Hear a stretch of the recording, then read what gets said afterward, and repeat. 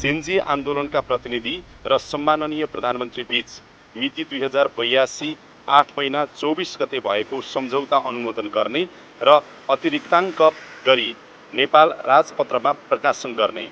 उक्त सम्झौता सम्बद्ध मन्त्रालयले उच्च प्राथमिकताका साथ कार्यान्वयन गर्ने निर्णय भएको छ। 3.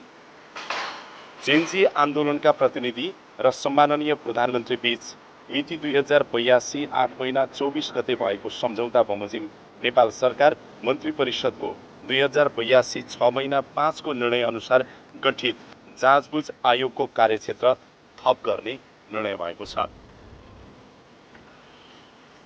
र 4. समाज कल्याण परिषदको रिक्त सदस्य सचिव पदमा नियुक्ति गर्ने निर्णय भएको छ। मैले यति निर्णयहरू यहाँहरूलाई चाहिँ मन्त्री परिषदको निर्णयहरू सुनाएँ। त्यो बाहेक यहाँहरूलाई एउटा थप कुरा पनि आज म भन्छु।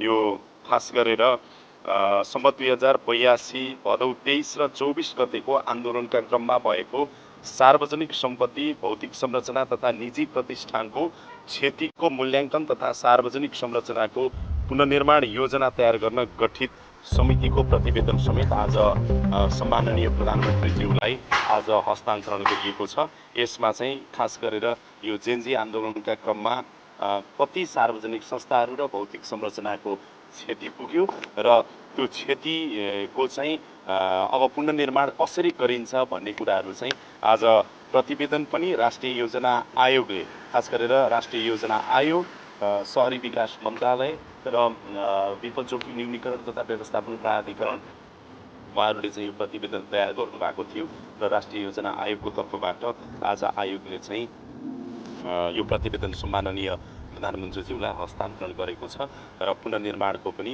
सारांश यसरी गर्न सकिन्छ भन्ने कुराहरू चाहिँ उसले सुझाएको छ। त्यति कुराहरू तपाईँहरूलाई मैले जानकारी गराएँ।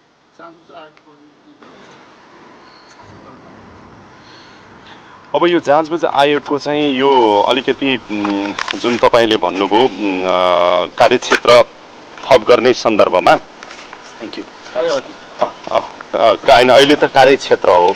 खास गरेर भर्खरै मात्र चाहिँ हामीले सम्झौता पनि सम्पन्न गरेका छौँ जेन्जी प्रतिनिधिहरूसँग।